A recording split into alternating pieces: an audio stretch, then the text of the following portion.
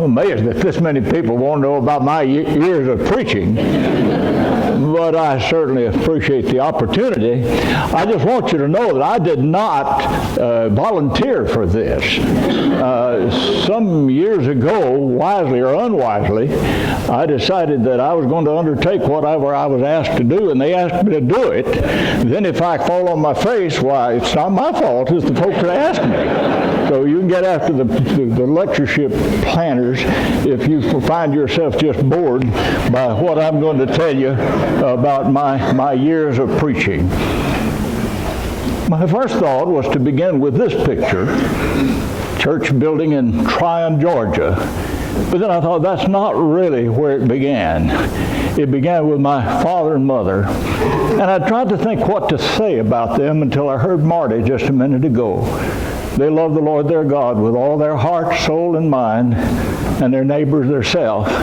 And they did the best they could to instill that into us as children. And the other children did pretty well. I'm still working on it. But as far as my preaching life was concerned, it did begin at this little building. It wasn't brick veneered then. In 1945, on a Saturday afternoon, I got a call and said, "We hear you've been preaching." I said, "Not me. I can't preach." I said, "I've made a few talks." They said, "Well, we want you to come down and preach for us tomorrow at Tryon." That was about 30 miles south of where we were in Chattanooga. So I thought, I'll try. So I jumped on my trusty bicycle and rode up to the church building where Dad had his office. And I said, "Could you give me some sermon outlines?" Well, he gave me a couple of sermon outlines. And I got on the bus next morning, went down to Tryon, Georgia. And the first sermon was about 12 minutes. They said, "We really like that. We want you back."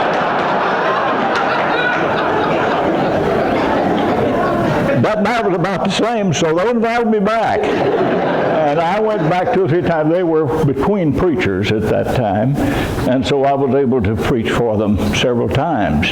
Then the church at Cleveland, Tennessee was without a preacher. They were between preachers, and so I started going over to Cleveland, still in my freshman year of high school. And once again, they had asked me to do it, so I said, "I'll undertake."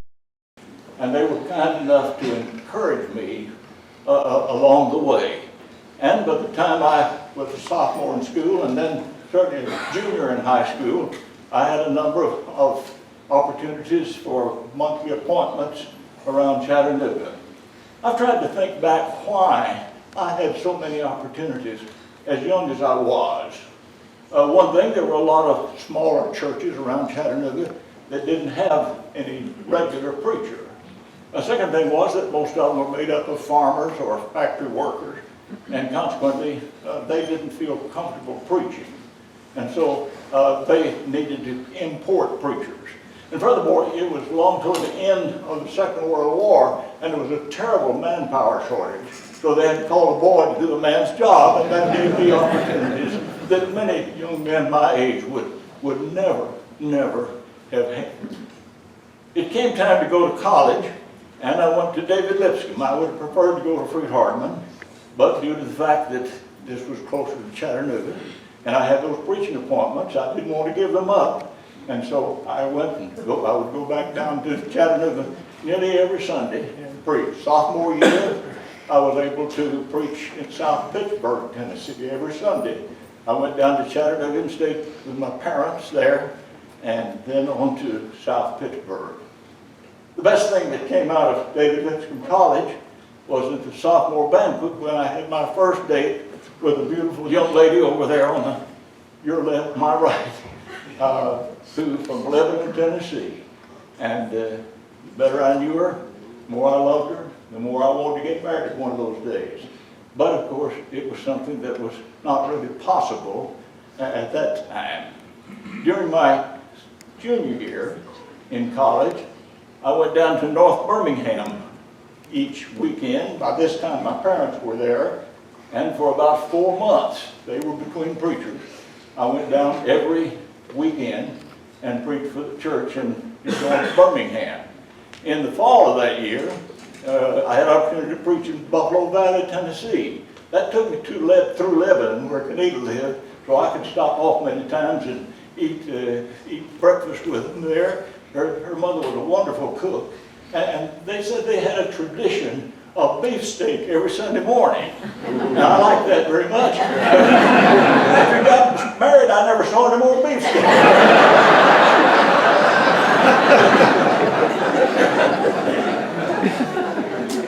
We sure wanted to get married, but they just didn't seem to be any possibility of that, of course, till we were out of school.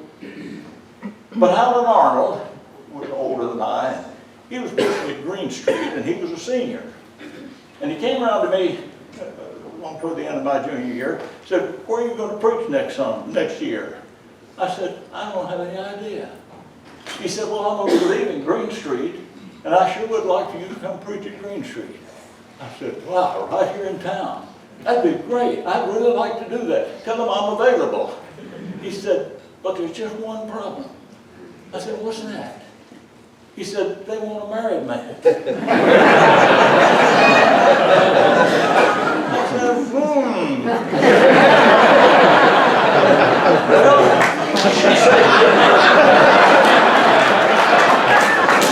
Well, she said yes. And Green Street said yes. So we were on our way. One good thing I got out of Embry Hill, I've been there so many years, that's what I talk about all the time, even when it's David Lipscomb College. One of the things I got out of Lipscomb was a desire to see the gospel go into the whole world. Young men preaching in Germany or Italy or Japan or whatever, always came back to Nashville on their visits, came by Lipscomb. I was in the mission study class and certainly got interested in that. And when Kenita and I talked, we agreed that what we wanted to do in preaching the gospel was to go where we really felt we were needed. And we may not always have made the right decision, but that was always our goal. And one of the first things that interested us was what was called Montgomery Bible School, and then it became Alabama Christian College. Now that's a rather poor picture, but it was a pretty poor school. One of the things that very much impressed me and was essential, they did not take contribution from churches. And I just never believed that the church had any business teaching secular topics, secular subjects.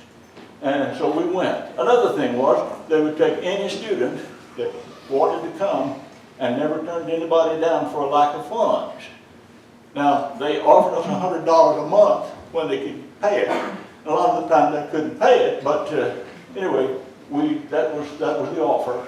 And we went. Kenita taught junior high school, and I conducted the chorus and had several other secular activities, extracurricular activities for which I was responsible.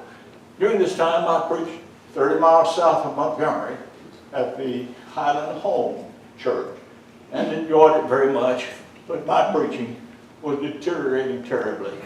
I was so busy with school activities that I just couldn't give much time to preaching, and I found myself getting up sermon on the way down to Highland Home on Sunday morning with a car full of people. And I don't know why they tolerated it, but they did. But eventually I just said, well, I'm just going to give up this schoolwork. I had to preach the gospel. So we started looking for a place to go where we felt like we would really be needed. We looked at 2 or 3 places, and one of the places was in New Jersey.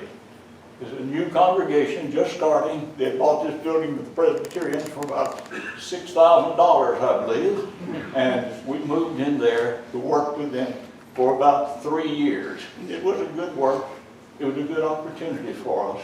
About 45 members or so. Gardner was born there. And we enjoyed the work there immensely. However, there was another call. About this time, well, just a few years earlier, there was a man by the name of C.O. Essian, the large man over on the left, and P.A. Alfred in the center, who had gotten a correspondence course from Lawrence Avenue Church of Christ in Nashville.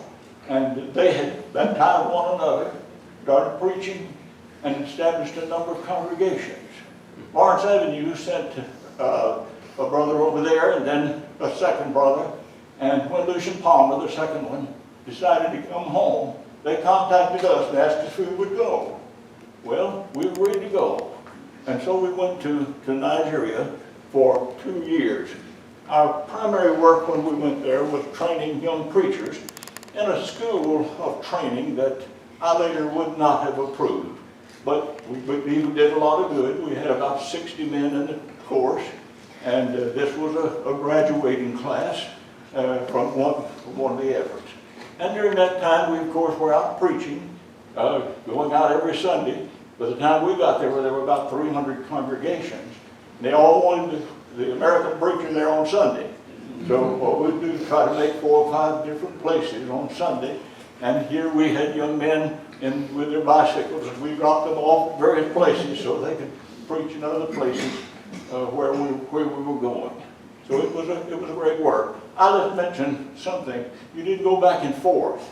In fact, we didn't make a single phone call during those 2 years home.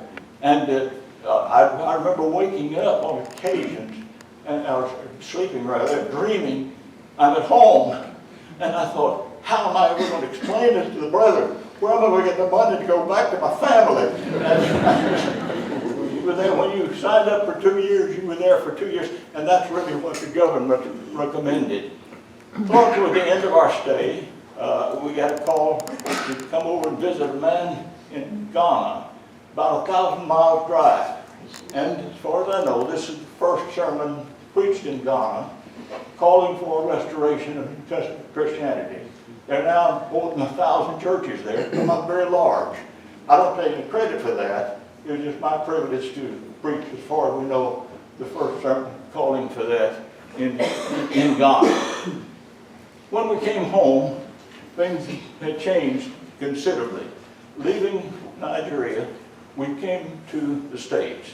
And something had happened while we were gone that I wasn't prepared for. Of course, we've been in the Northeast for 3 years and then in Nigeria.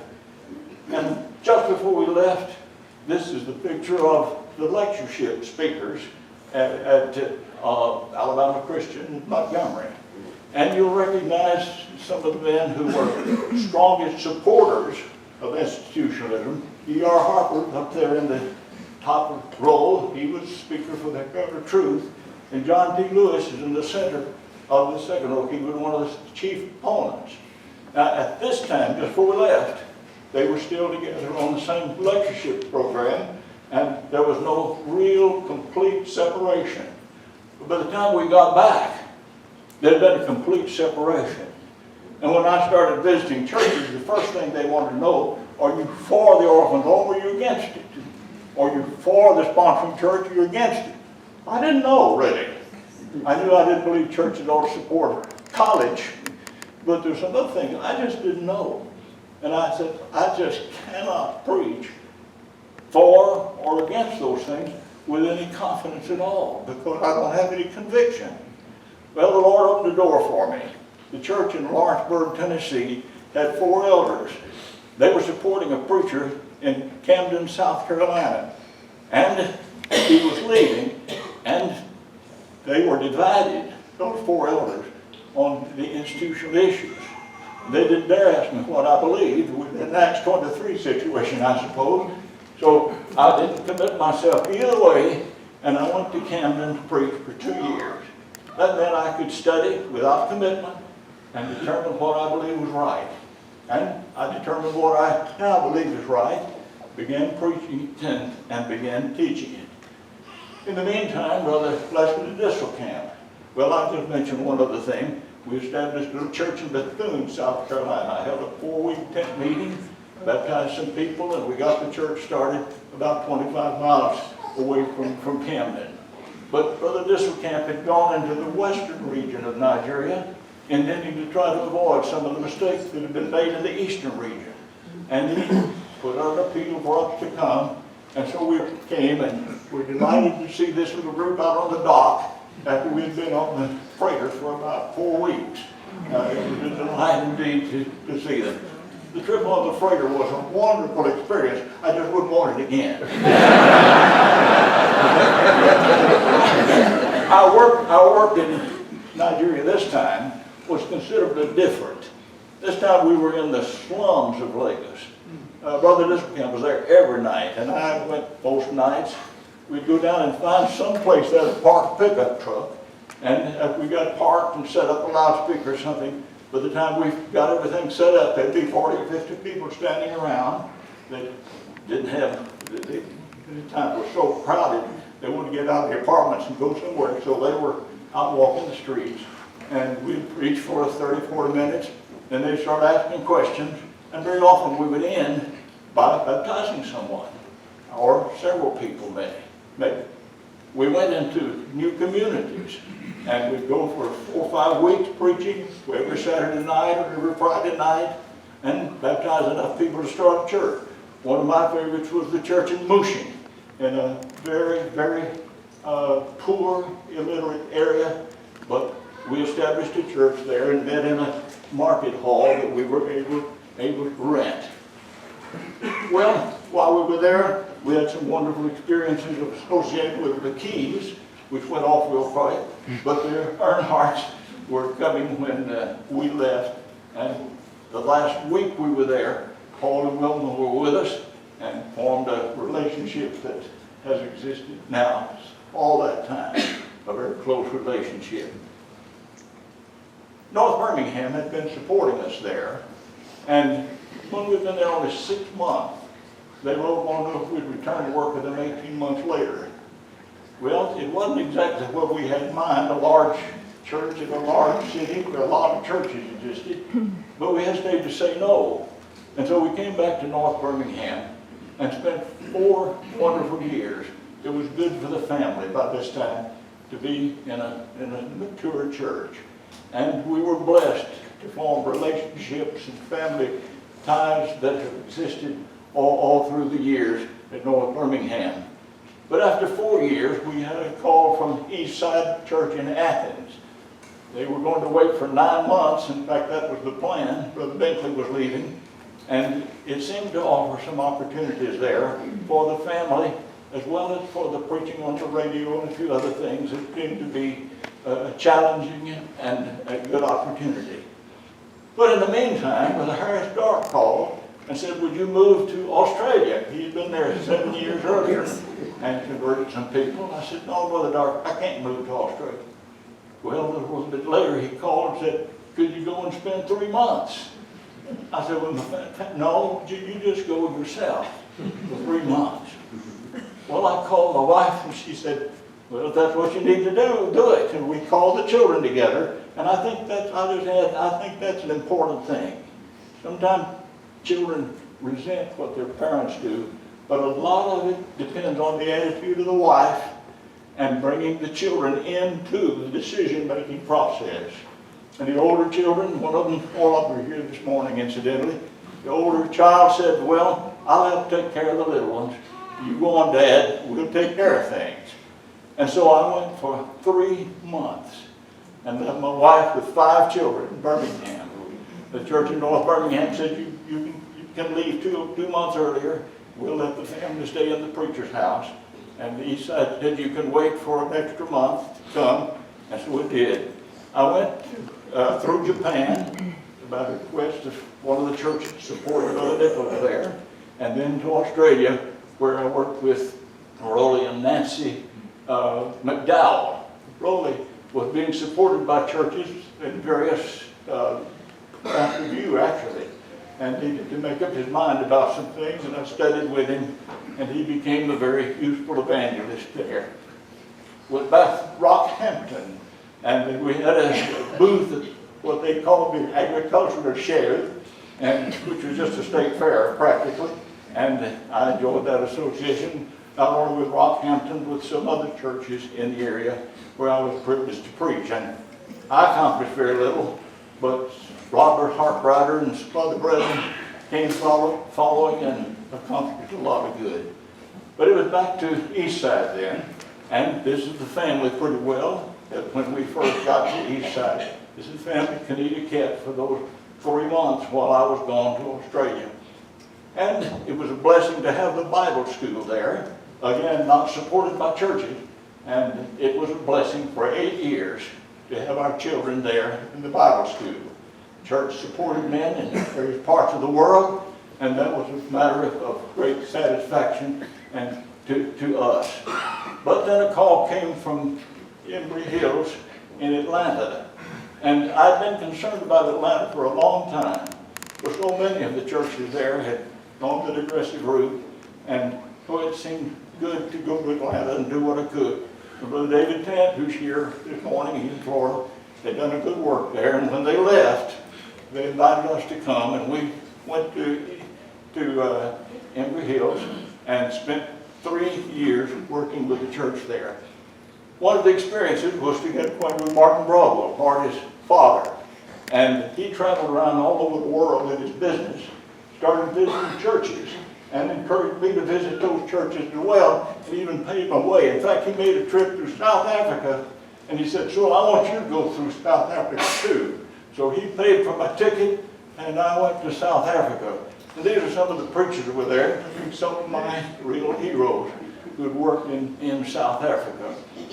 On the way down, I went by to see Cora and Carney, the Carneys. And he had started a new little church in Dublin. They had 5 members meeting in their dining room. And then on the way back from South Africa, I stopped in England and met the, I'll go back just a little bit. This is the Jones family. He was on the board here, and they were there for several years at Kentistown Church, and were a haven for us while we were in England, and they encouraged us to move there, and we did.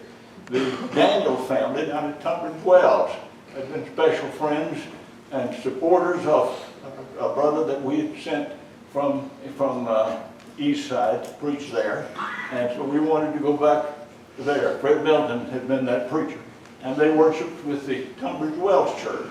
So they invited us there, and we worked when we could in England for a couple of years.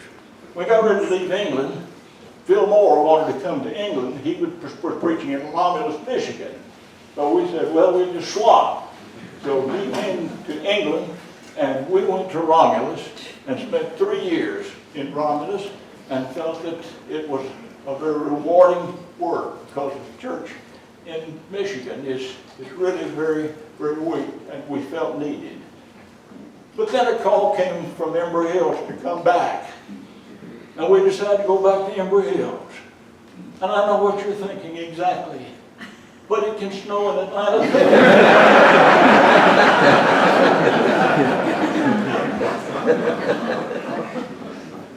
That's not the reason we went back to Atlanta. The church at Embry Hills had lost a number of members. It had some problems, and they were having trouble getting another preacher. And so when they asked us to come back, we felt, at that time at least, that we were needed more probably at Embry Hills than we were in Michigan. So we went back to Embry Hills. Never dreamed that at Embry Hills we'd spend 20 years. One of the reasons we spent 20 years was the fact that they appointed me an elder.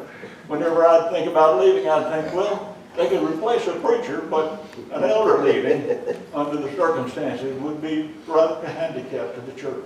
So we stayed, but we were encouraged by the fact that the church there was willing to do so much in supporting preachers in other parts of the world, and they encouraged us to go and encourage them as we could. One we supported was Charlie Brackett, who'd been an elder at Embry Hills, and he was in Prague at the time, and we visited them.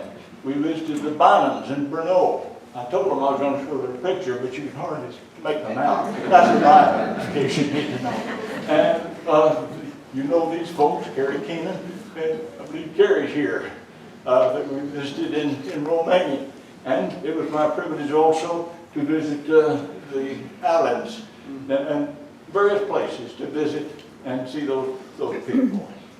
But after a period of time, Marty Broadwell was appointed an elder, and I just had to get out of it.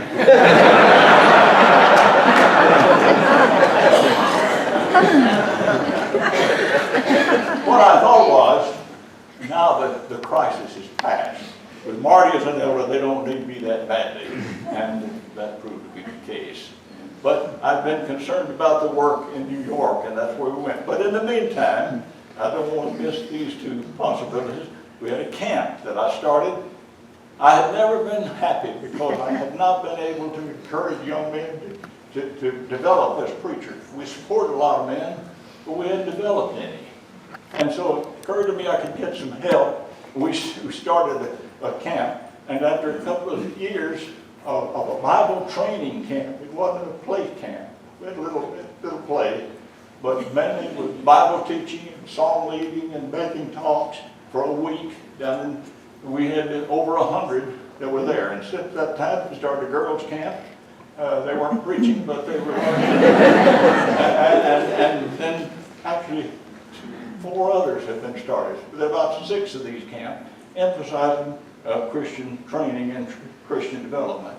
Also, well, somewhere in there, we have the editors of Christianity magazine, several of whom I see here this morning, and what a wonderful fellowship we had for about 17 years, publishing Christianity magazine.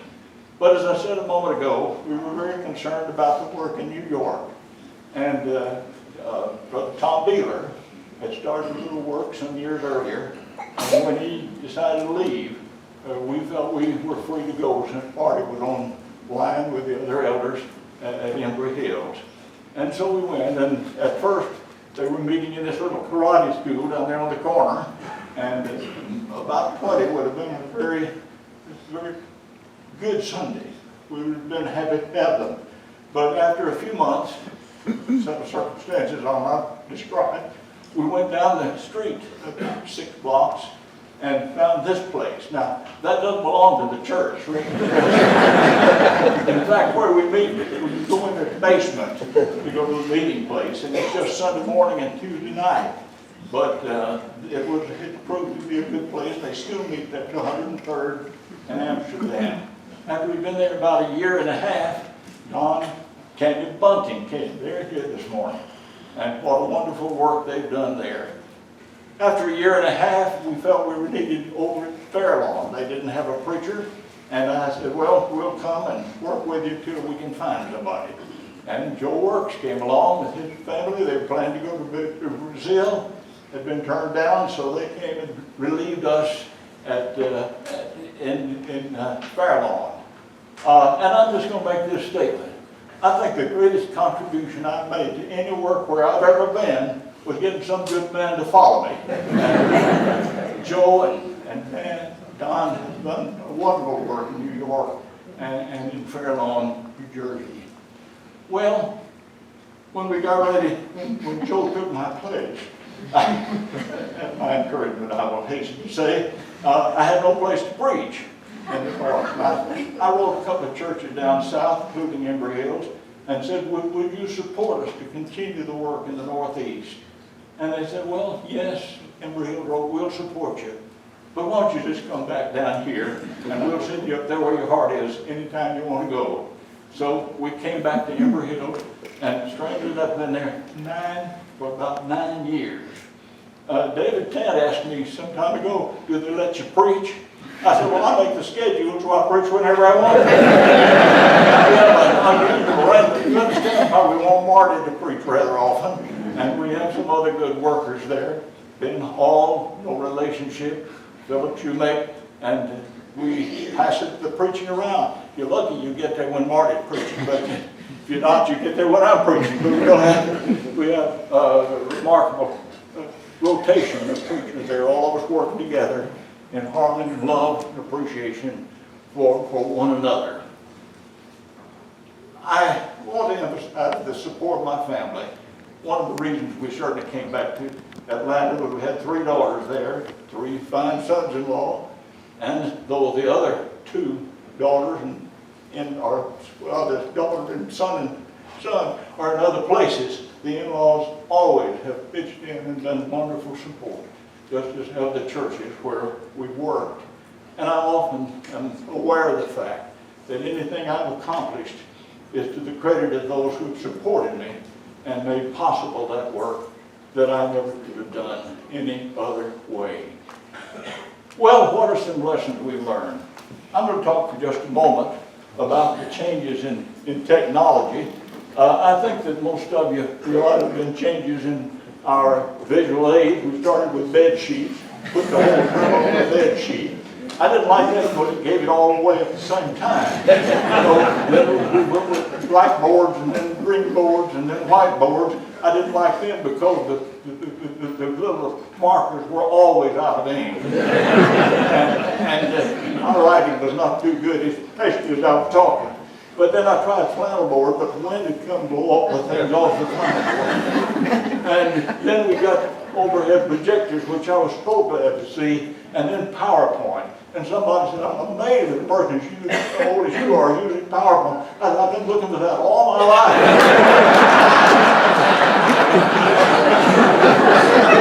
Well, changing recording devices. The first time that I took to preach, they had to repeat in the home. And they had a 78 RPM, and so it was recorded on, and then there were wire recorders. How many of you remember wire recorders? Just a few old, when the wire break and go running all over the room. But then we went back to reel, which was much better. And then cassettes, and then what else? Stuff I don't even know what it's about. And now I can go back and actually see myself preaching some sermons I preached several months ago on YouTube. It just blows my mind. Basically, I watch my sermon.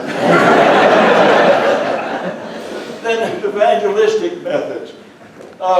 In my early days, about the main thing we depended on was mission meetings. And they were conducted in tents. I did some in brush harbors and some just out in the open air with lights up there and mosquitoes and flies and all of that. And the second meeting I ever held was in a theater. And another meeting in that the next year in the Baptist church. Didn't get back there, but anyway. Other places. But then we moved from that to meetings in the building. When air conditioning came in, you had to get in the building, of course. So we met in buildings and in halls, radio, door knocking, cottage meetings. I remember there was a big interest in cottage meetings. Brother John T. Lewis said, I keep on hearing about these cottage meetings. I decided I'd go see what one was, and I realized I've been doing it for 50 years. Get new names, but many times it's the old stuff. But then church bulletins mailed out by the thousands, and recorded telephone messages and all kinds of different things. But there's been some changes in churches. There's more variety. When I first began preaching, it said Church of Christ out front, you knew pretty well what you're going to get. Now, occasionally up north, you might get into a Christian church, but most of the time in the South, you knew what you were going to get. You were going to have a gospel advocate portal, and they're going to be studying the same lesson that all the other churches around were. And it'd start out with a teacher saying, what's the time, place, and persons? The older folks don't know that. It was always the same. And then you get the Gospel Advocate songbook and sing the same songs, led by somebody that hardly knew what he was doing. Now, of course, if you see Church of Christ out front, you don't have to get inside. And that's sad. Sometimes the variety is good. You don't have to be cookie cutter. But at the same time, many times things are being done that are not scriptural. Young people sit near the front, and that's an encouragement to me. Used to be in the back causing problems. Elders understand their work much better. Deacons are being utilized. I went to one place, they had 3 deacons, and one of the elders couldn't remember who all 3 of them were because we weren't doing anything anyway. We got more and better song leaders, better songs, better song books. Brother RJ did wonderful work for the churches. And better prayers are being prayed, and preaching goes beyond the first principles. And I believe parents are more proactive in trying to rear their children in the Lord. And we have a knowledge of brethren around the world that we didn't have for a long time. I want to say one thing in that connection, though, and that is that when the division took place, I was about to forget to say this, when the division took place, I was distressed. Here I'd been so thrilled. The Church of Christ is just going everywhere. I remember even buying a little book of the church's building. I took that overseas to tell everybody to see what the Church of Christ is doing. And then I got home from Nigeria, and what I viewed as the Church of Christ is torn apart. And I remember right here at Florida College hearing a lecture by Brother Stanley Lovett on the subject, the unshakable kingdom. And it dawned on me, the kingdom hasn't been shaken. It's just the Church of Christ as I have interpreted, as I have viewed it. And that was a change for me. And from that point on, I think, at least over a period of thinking through it, my purpose was to spread the kingdom. Amen. And not the American Church of Christ. Amen. As I viewed it. But go ahead. There's much more prosperity. We're better educated. We're not persecuted as we once were. And I think there's less nitpicking over little things that really didn't matter. But all of these carry with them their dangers. The church that was rich and increased with goods and had need of nothing was a dead church and a lukewarm church. 1 Corinthians speaks about the wisdom, worldly wisdom. And Jesus said, blessed are you when you're persecuted. And sometimes in our desire to avoid nitpicking, we don't really contend earnestly for the faith. We have to understand the difference in the faith and little things. There's some disturbing trends that bother me a little. I'm seeing a lot about area-wide activities. More than the good men use that expression, but it brings back memories from the past. No church has a right to plan anything area-wide. They can plan it for their own congregation and invite anybody to come that wants to come. But they can't plan something for more than their own congregation. Too little preaching, I'm afraid, on basics. Now, I think we're preaching on some things that were neglected a few years ago, but we have to maintain a balance. There's an increasing demand for social activity, social service among the churches. And new congregations are actually forming around this effort. And there's an increasing casualness in worship. Not simply in dress, but I'm afraid just in the general operation of the congregations. Inevitably, this question will be asked, why are you old preachers always so negative? Well, there are 2 or 3 reasons. One is that we've studied church history. And even going back to the Old Testament, we realize that every 60 or 70 years there was an apostasy.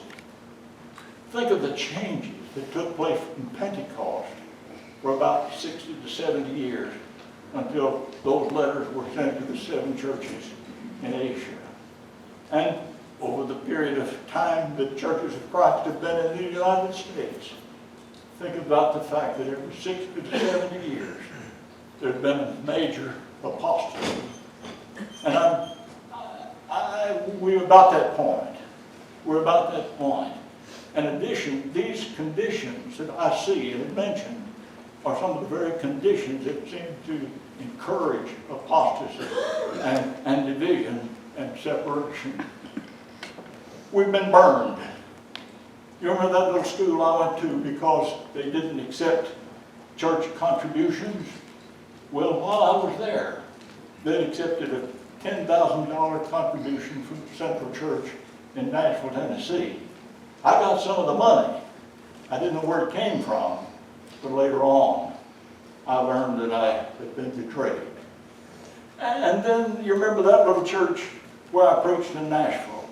In 1905, all the churches in Atlanta had gone aggressive and added instruments.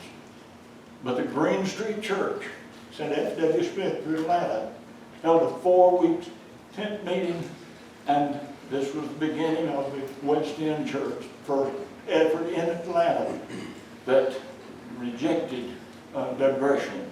When I was there, I think it's pretty sound. Had a Christmas tree on Christmas. I complained about it, but at any rate, otherwise it was a pretty sound work. But when I went a few days ago to get this picture off the internet, guess what else I found? They're in trouble with the city of Atlanta because they put up all these little tents for the homeless people, and all these, they're beginning to put in these little buildings, and it's because the city of Nashville, rather, says that they're operating a camp within the city limits, and this is opposed by them. They also have raised a fund for $110,000 to put in showers so the homeless people can take showers in the building. Not only that, but they're providing entertainment, of course. And I don't know just what they're doing to the babies there, to the baby in that last picture. If they're just doing what Jesus did, well, that's okay. But maybe they're doing something that's not found in the activities of New Testament churches. I don't know. And you remember that little church I went to in New Jersey? But while I was living in New York, I got an advertisement for Saturday afternoon of Get Acquainted with the Church of Christ. And what they were offering was a class in how to make sourdough bread. I'll get back to it here in a minute. I'm going the wrong way here, looks like. Well, we'll get to it. I want you to see that. How to make sourdough bread, how to buy your first house, how to be a cheerleader and bring your pom-poms. Oh, by the way, they had a Bible class. That's where it's gone from where it was. And they moved out into the building incidentally and built a much more modern building. But that's why we're very negative, if you please. At least I don't like to think of. In fact, I believe that after we're gone, the kingdom will not be shaken. I'm confident of that, and I leave this world with that certainty. But I believe I can say with the Apostle Paul, after my departure, grievous wolves will come in among you, not sparing the flock. But I genuinely believe that there will be a remnant. And my hope is that all of you and your children and your grandchildren will be a part of that remnant. That's my prayer. That's what I hope for. And my wife made a request, and I hope you'll share with me. She wants us to sing when we all get to heaven. Should we sing that with me? Sing the wondrous love of Jesus, sing His mercy and His grace in the mansions bright and blessed. He'll prepare for us a place when we all get to heaven. What a day of rejoicing that will be when we all sing Jesus. We'll sing and shout and shout victory. Amen. I told it's all over.